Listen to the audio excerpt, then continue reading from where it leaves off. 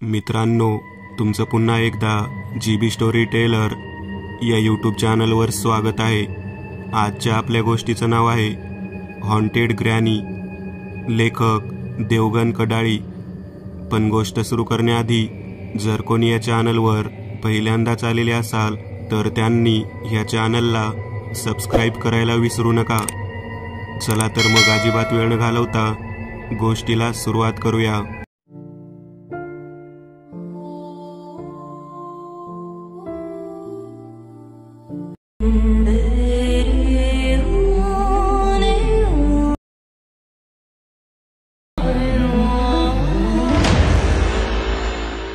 कुणाल, मला तिथे राहायला एकदम आवडत नाही। तुला माहित आहे ना किती खर्च येतो। इथे साधे फिरण्यातही हजारो रुपये लागतात, तर इतर खर्च किती आला असता तूच विचार कर। मोहिनी रागाच्या सुरात, जर तुझ्याजवळ पैसेच नव्हते तर मग इथे फिरायला तरी का आणलेस? अगं, इथे हॉटेलमध्ये राहण्यासाठी हजारो किंवा लाखो मोजले जातात। त्या आजीने माहित आहे किती घेतले? फक्त 100 रुपये। बोलता बोलता कुणाल मोठ्याने हसला। तो हसतच पुढे चालत होता। मोहिनीचा चेहरा मात्र चिंतेने ग्रासला होता। तिला तसे पाहून कुणालचे हसणे ओसरले। आता काय झाले तुला? इतक्या सुंदर ठिकाणी घेऊन आलो, कामातून थोडा आराम भेटावा आणि स्ट्रेस कमी व्हावा म्हणून, आणि तुझे असे चालते नेहमी। नेमका काय विचार करतेस मला तरी सांगशील का? कुणाल, ते फक्त 100 रुपये। मला काय वाटते, ते 100 रुपये आपल्याला महागात तर नाही ना पडणार? आय मीन, त्या आजीच्या डोक्यात काही प्लॅन तर नाही ना चालत असणार? अगं, ती फक्त एक जक्कम म्हातारी आहे, तिच्या डोक्यात कसले विचार चालतील? दोघेही काही वेळ गप्प चालत राहिले। ती हिरवळ व ती थंडी त्यांना हवी हवीशी वाटत होती। दोघांनी एकमेकांचे हात हातात घेतले होते। ते बघ आले घर। दोघेही घराच्या दिशेने पावले उचलू लागले। गुलमर्ग हे काश्मीरमधील एक अतिशय सुंदर हिल स्टेशन आहे, जिथे वर्षाला हजारो पर्यटक येतात। तिथला येणारा खर्च काही वेगळा सांगायला नको, मात्र हा खर्च कमी कसा करावा याचा विचार प्रत्येकजण करत असतो। कुणाल आणि मोहिनी जिथे थांबले आहेत ते एक घरवजा हॉटेल आहे, अगदी जुन्या बनावटीचे, पण आतमध्ये पर्यटकांच्या राहण्याची खास सोय। अगदी 5 कुटुंब आरामात राहतील अशी चांगली सोय होती तिथे। आसपास सुंदर हिरवळीने नटलेले मोठे मैदान पसरलेले होते। मागे बर्फाने नटलेले डोंगर आणि उंच उंच वाढलेली देवदार आणि पाईनची झाडे होती। काही झाडांवर बर्फाची चादर पसरली होती। घर तसे मानवी वस्तीपासून दूर होते। गावातून तिथपर्यंत येण्यासाठी फक्त एक पायवाट होती, पण आसपासचा निसर्ग अगदी रमणीय होता। घरात दिवे पेटत होते। घर तसे मोठे, पण खोलीशिवाय इतर कुठेही फिरण्यास कुणालला आणि मोहिनीला बंदी होती। जेवण तयार आहे, म्हातारीचा आवाज आला। मोहिनी, फार भूक लागलीये, चल ना। मी कुठे नाही म्हणते, मला पण फार भूक लागलीये। संपूर्ण दिवसाच्या धावपळीमुळे माझ्या पोटात कावळे ओरडत आहेत। उद्या हे कावळे ओरडणे थांबतील, कारण आज इथे आपला शेवटचा दिवस आहे। उद्या आपण दिल्लीला परत जात आहोत। उद्या जात आहोत ना? मग आज खाऊन तर घेऊ ना? कुणाल हसला। चल लवकर, जेवण थंड होता कामा नये, नाहीतर खाण्याची मज्जा निघून जाईल। दोघेही डायनिंग टेबलवर बसले। समोरच मेणबत्त्या मिणमिणत होत्या। जेवणाचा सुगंध अगदी सर्वत्र दरवळत होता। आजी आणखी एक डिश घेऊन आली। तिने वाढायला सुरुवात केली। जेवण पाहताच कुणाल म्हणाला, ओ आजी, आज नॉनव्हेज आहे का? मला फार आवडते। मोहिनी, तुला चालेल का? मी कुठे म्हणाले मी खात नाही ते, पण आजी, हे मीठ कशाचे आहे? आजीने ते प्लेटमध्ये वाढले। कुणालने एक तुकडा तोंडात टाकला। अरे वा, माझ्या उभ्या आयुष्यात मी कधी असा पदार्थ खाल्लेला नाही। मोहिनी, खाऊन बघ, किती छान आहे ते। मोहिनीने एक तुकडा तोंडात टाकला। तिच्या तोंडानेही त्याची तारीफ निघाली। दोघांनीही आजच्या जेवणासाठी आजीला थँक्स सांगितले। आजी हसली व घरात शिरली। तुझे जेवण झाले काय? मोहिनीने कुणालला विचारले। कुणाल उठत म्हणाला, होय, मी हात धुवून येतो, तू पोट भरून खा। असे म्हणत तो हसतच तिथून गेला। मोहिनी अजूनही खाण्यात गुंतली होती। काही वेळाने तिला जाणवले की आपल्या मागे कोणीतरी उभे आहे। तिने मागे वळून पाहिले। तिच्या मागे आजी उभी होती। तिने दोन्ही हात मागे घेतले होते व ती एकटक मोहिनीकडे पाहत उभी होती। मोहिनी तिला पाहताच म्हणाली, आजी, जेवण फारच चविष्ट बनवलेले आहे। त्यातल्या त्यात हे मीठ तर फारच छान आहे. कशाचे आहे हे? मोहिनी एक तुकडा तोंडात टाकत म्हणाली. मागून आजीचा आवाज आला. नर मांस आहे ते. मोहिनी दचकली. तिला तिच्या कानावर विश्वास बसतच नव्हता. तिच्या तोंडातील घास तसाच खाली पडला. ती थरथरत मागे वळाली. तिची एक नजर त्या म्हातारीकडे गेली. तिचे लक्ष तिच्या हाताकडे गेले. एका हातात रक्ताळलेले खंडक होते, तर दुसऱ्या हातात कुणालचे डोके होते, ज्याची मान तुटली होती व त्यातून रक्त गळत होते. त्याचे डोळे सताड उघडे होते, जे मोहिनीवर जणू रोखले होते. मोहिनी कुणालच्या त्या डोक्याकडे एकटक पाहतच राहिली. तू जे खाल्ले ते मेलेल्या माणसांचे मांस होते. ते त्यांचे, जे मागे इथे राहायला आले होते. आता तुमचे, जे इथे राहायला येतील त्यांना. असे म्हणत आजीने आपल्या हातातील खंडक फिरवला. मोहिनीचे डोळे त्यावर रोखले गेले. तिच्या डोळ्यातील बाहुल्या मोठाल्या झाल्या व पुढच्या क्षणी तिचे डोके तुटून दूर उडून गेले. तिचे धड खुर्चीवरून खाली कोसळले. ती पाय झाडू लागली. रक्ताचे तळे इतस्त साचले गेले. म्हातारी एका खुर्चीवर आरामात बसली. खंडक व कुणालचे डोके तिने एका बाजूला ठेवले व डिशमधील मांस तिने आपल्या प्लेटमध्ये वाढले. ती क्रूर हास्य करत ते खाऊ लागली. ती आजी असं का वागली? शेवटी तिने त्या लोकांना का मारले ते जाणून घेण्यासाठी थोडे भूतकाळात डोकावे लागेल. फक्त काही वर्ष अगोदर. तोंडापुढे पडले आहे ते नीट खाऊन घे, नाहीतर तेही मिळणार नाही. सांगायचे झाले तर आम्हाला वेळच नाही. असे म्हणत दिया आत निघून गेली. आजीने कसेबसे जेवण संपवले आणि ती तिथून उठली. बहुतेक ती 3 वाजता दुपारचे जेवण करत होती. तसेच सकाळचा नाश्ता 11-12ला व्हायचा. रात्रीचे जेवण कधीतरी डायनिंग टेबलवर करायला भेटायचे. आजी जिना उतरून खाली आली. खाली एक खोली वजा तळघर होते. तिने दार उघडले. आत तिचा नवरा विनय झोपला होता. त्यांचे उतरते वय म्हणजेच म्हातारपण लागले होते. तोंडावर सुरकुत्या पडल्या होत्या. अंगावरचे मांस अगदी हाडाला चिकटून होते. त्यातल्या त्यात वेळेवर न मिळणारे जेवण आणि मुलाचा आणि सुनेचा होणारा त्रास. काही दिवसांपूर्वीच अंकितने निर्णय घेतला होता की इथे येणाऱ्या पर्यटकांना आपल्या घरात खोली द्यावी. पण ही काही धर्मशाळा नाही जिथे कोणीही येईल राहायला.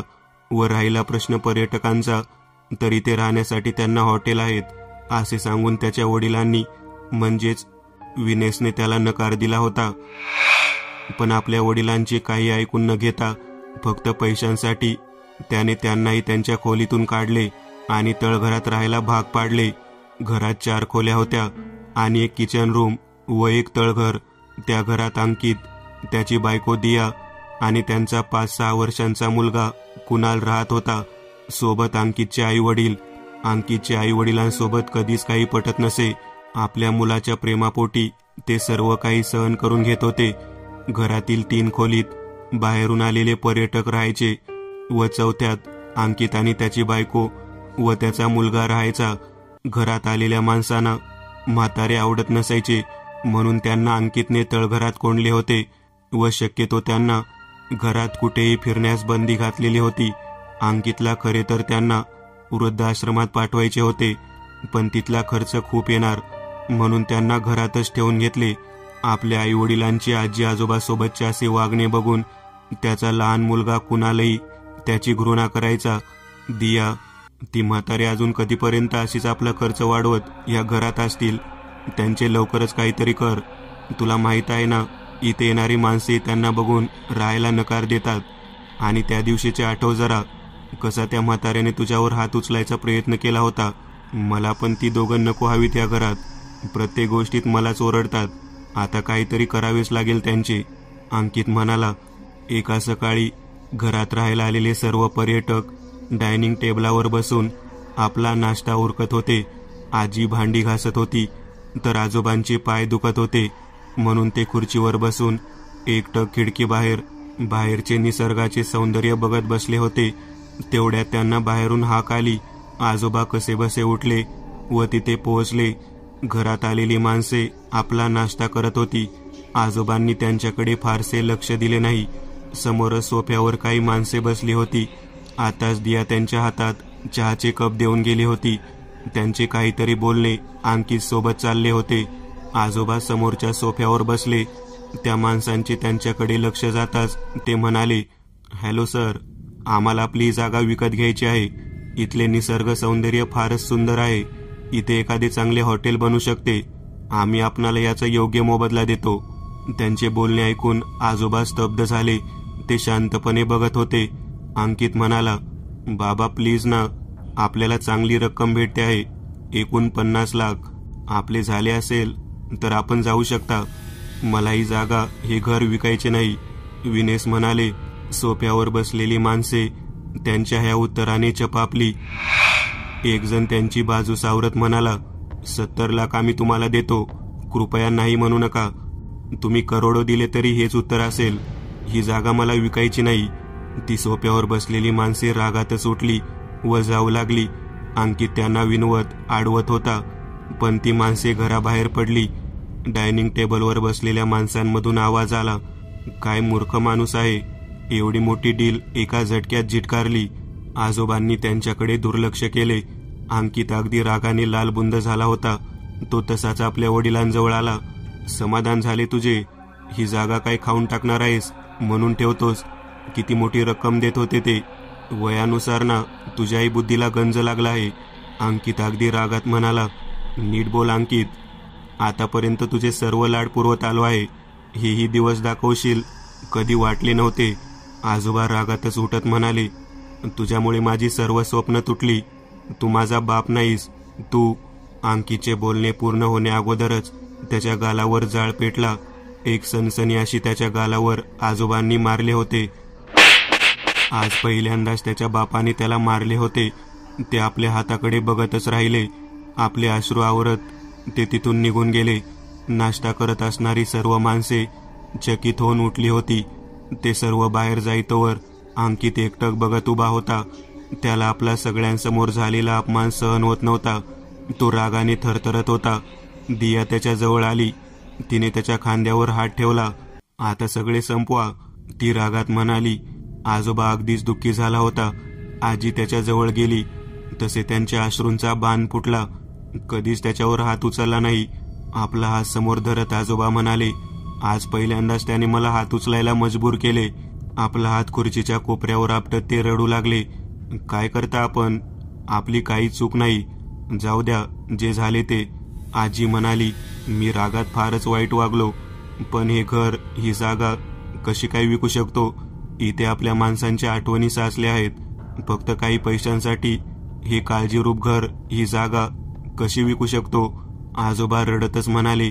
आजी त्यांना समजावत होती, ठीक आहे, त्याला ही जागा विकायची आहे ना, आपण त्याच्यासाठी तेही करू. आजोबा म्हणाले. त्यांची आधीच तब्येत बरी नव्हती. अशात त्यांना आणखी त्रास जाणवू लागला. ते एकसारखे खोकू लागले. मी तुमच्यासाठी पाणी घेऊन येते, असे म्हणत आजी स्वयंपाकघराकडे धावली. अंकित रागातच आपले वडील बसले होते तिथे आला. त्याच्या हातात एक बारीकशी तार होती. खुर्चीवर बसलेल्या आजोबांना पुढील काहीच कल्पना नव्हती. अंकितने ती तार त्यांच्या गळ्यात टाकली व आपले हात जोरात खेचले. तशी खुर्ची कलली व आजोबा खाली पडले.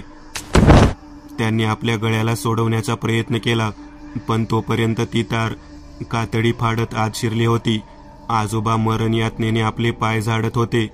तेवढ्यात आजी आपल्या हातात पाण्याचा ग्लास घेऊन आली. समोरचा प्रकार पाहून त्यांच्या हातातील ग्लास सुटला व खाली पडून फुटला. आजी ओरडली व आजोबांना सोडवण्यासाठी धावली.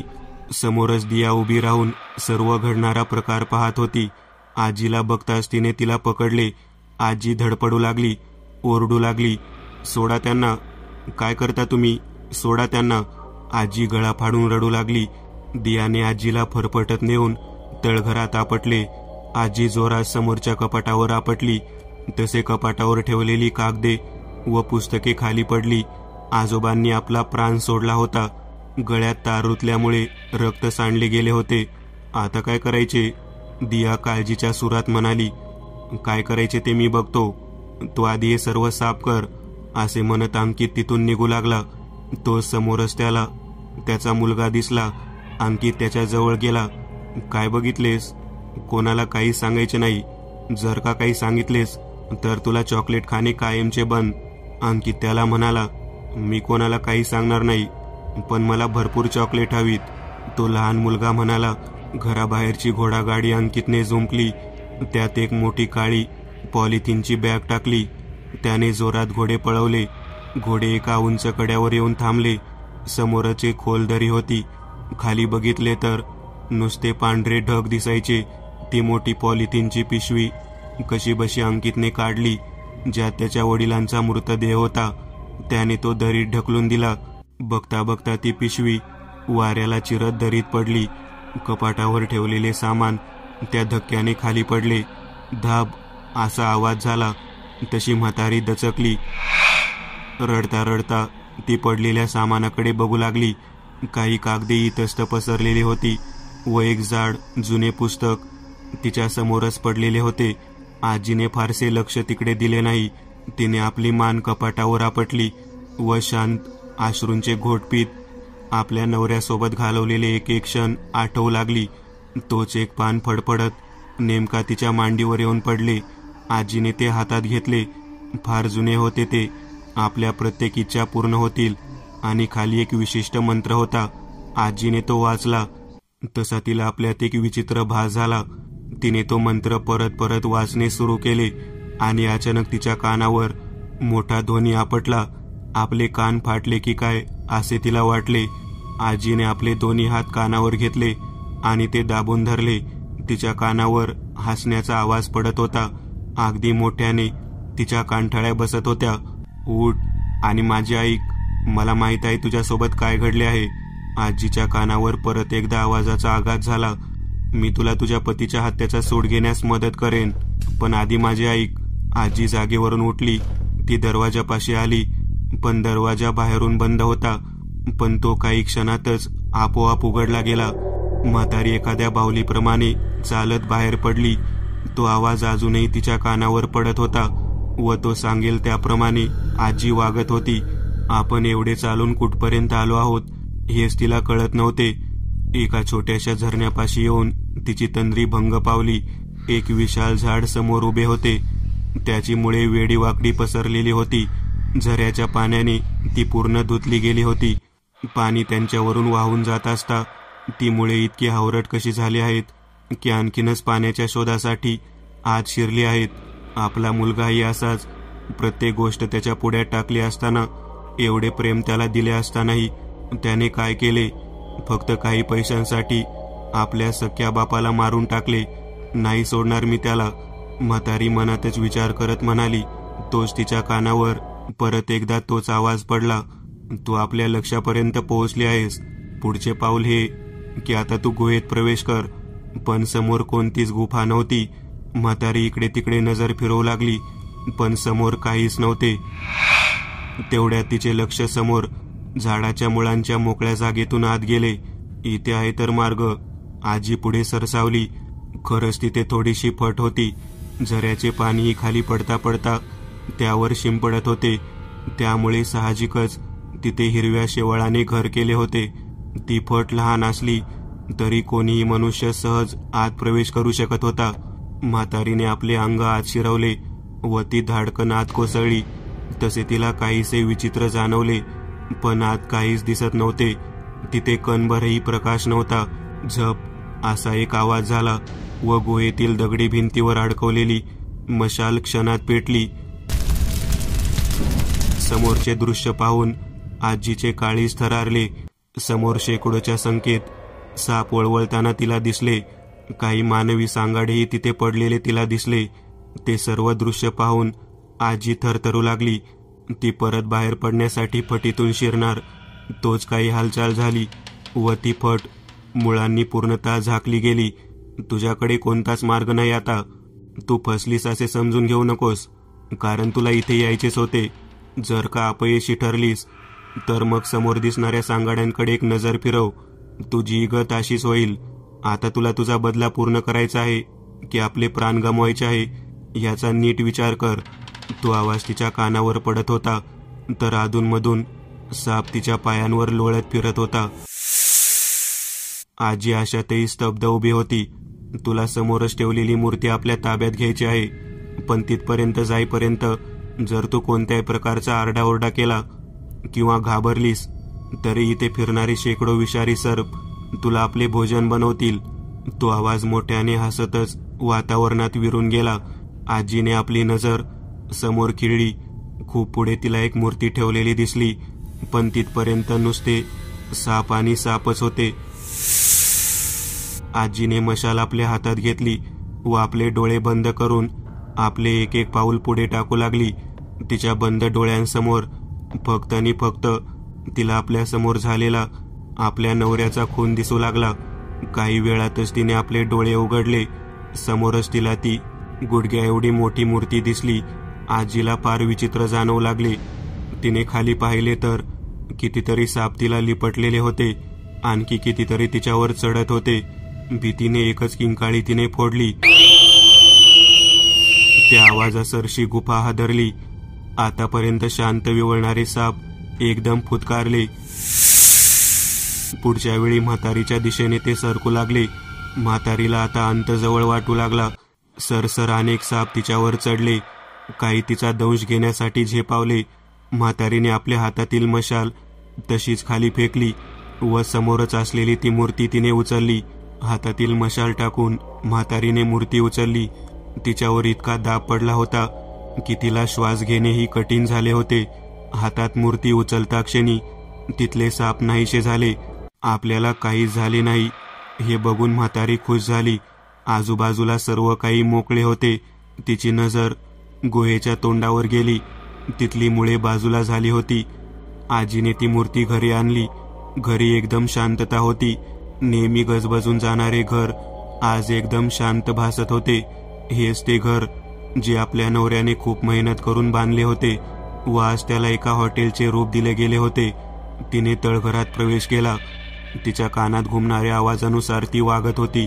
तिने तिथेच भिंती शेजारी ती मूर्ती उभी केली व एका हातात खंडक घेऊन आपल्या हातावर सापकन वार केला. हातातून रक्त टपकत होते. तिने मूर्तीवर हात धरला व रक्ताने तिचा अभिषेक केला. आता मी तुझे सगळे काही ऐकेल. मला मदत कर माझा बदला पूर्ण करण्यासाठी, म्हातारी त्वेषात म्हणाली. तोच तिच्या कानावर तीक्ष्ण आवाज पडला. मी फार भुकेलेला आहे. मी फक्त माणसांची काळीच खातो. तू ते मला आणून दे. मग मी या सगळ्यांना शांत झोपवतो. मग तू हवे तसे त्यांचा जीव घे. त्या म्हातारीचे आता स्वतःवर नियंत्रण राहिले नव्हते. जेव्हापासून तिने तो मंत्र उच्चारला होता तेव्हापासून ती त्या राक्षसी शक्तीच्या अधीन झाली होती. त्यामुळे काय बरोबर काय चूक तिला काहीच कळत नव्हते. तिने दरवाजा लोटला. आत तिचा मुलगा, त्याची बायको व लहान नातू झोपला होता. बाजूला झोपलेल्या नातूला तिने उचलले आणि झरझर पावले टाकत ती तिथून तळघरात निघून गेली. अचानक दियाचा हात बाजूला पडला. तिला तिथे काही जाणवले नाही. आपला मुलगा नाहीये म्हणून तिची झोप उडाली. तिने लगेच डोळे उघडले व बाजूला पाहिले. नक्कीच बेडवरून खाली पडला असेल असे तिला वाटले. तिने बेड खाली पाहिले पण तिथेही तो नव्हता. तिची नजर आता दरवाजाकडे गेली. दरवाजा उघडाच होता. दिया आता घाबरली. लगेच शोधाशोध करण्यासाठी ती बाहेर पडली. आधी तिने तिथे शोधले पण तो काही तिथे नव्हता. ती जिना उतरून खाली आली. तिने तिथेही शोधले पण काही सापडले नाही. इतक्या रात्री कोणाला त्रास होऊ नये म्हणून ती आतापर्यंत शांत होती. तिचे लक्ष तळघराकडे गेले. तिथून पिवळा प्रकाश बाहेर पडत होता. वेळ न दवडता दिया तिथे गेली. समोरचा प्रकार पाहून ती स्तब्ध झाली. आजूबाजूला रक्त सांडले होते. म्हातारी त्या लहानग्याच्या शरीरातून काळीज काढत होती. दिया मोठ्याने ओरडली तशी म्हातारीने तिच्याकडे मान फिरवली. तिच्या चेहऱ्यावर एक क्रूर हास्य होते. काय करतेस? मी तुला जिवंत सोडणार नाही. दिया रागात ओरडली व तिच्याकडे धावली.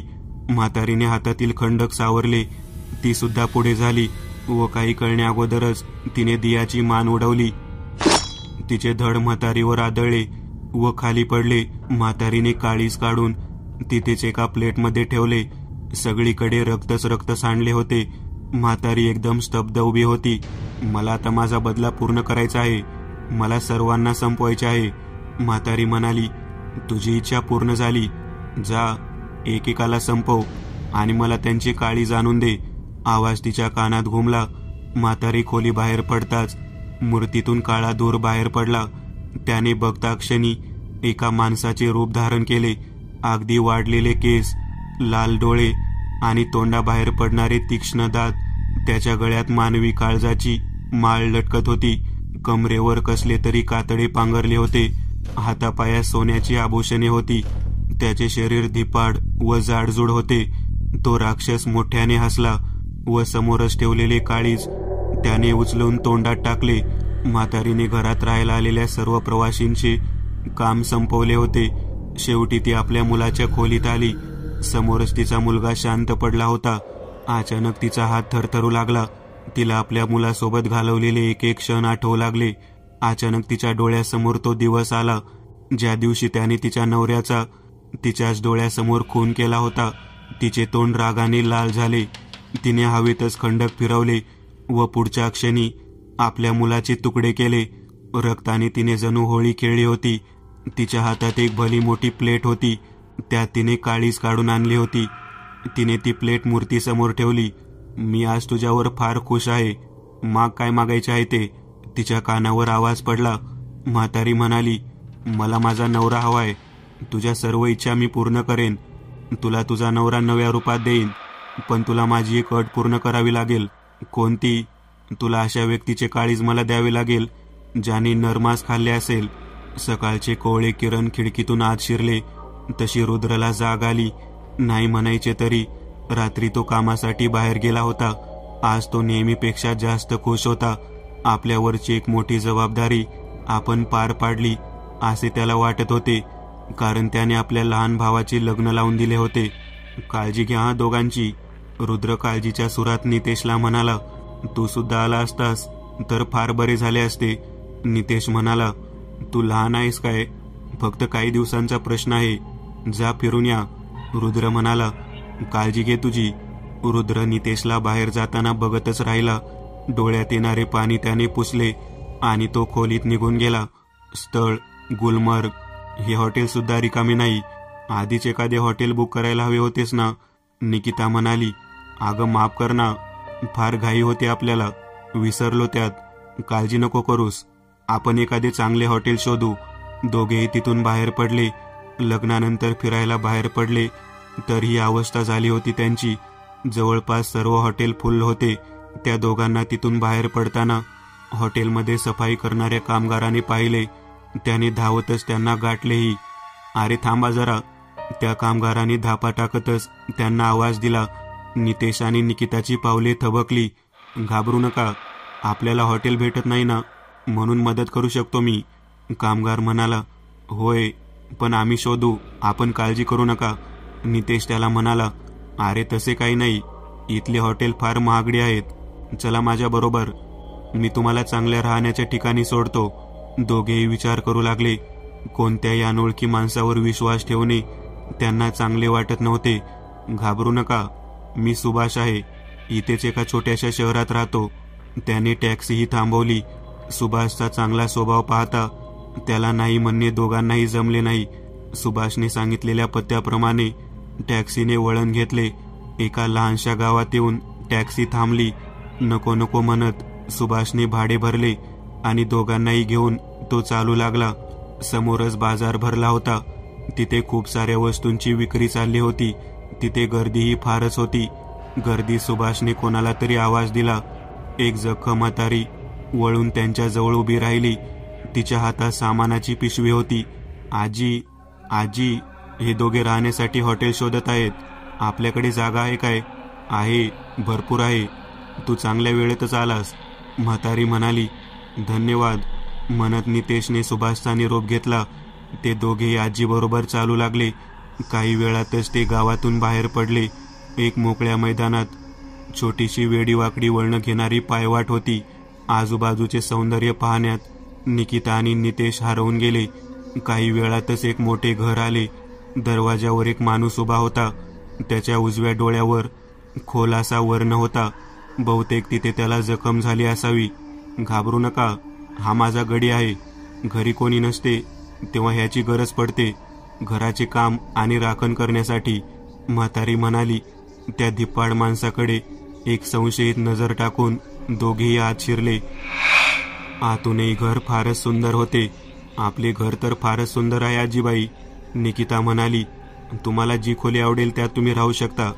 काही लागले तर मला किंवा माझ्या गड्याला सांगा, म्हातारी म्हणाली. नितेशने पुन्हा एकदा त्या माणसाकडे पाहिले. त्या माणसाच्या तोंडावर कसलेच हावभाव नव्हते. त्याचा चेहरा थोडा भीतीदायकच होता. त्याच्या डोक्यावर एकही केस नव्हता.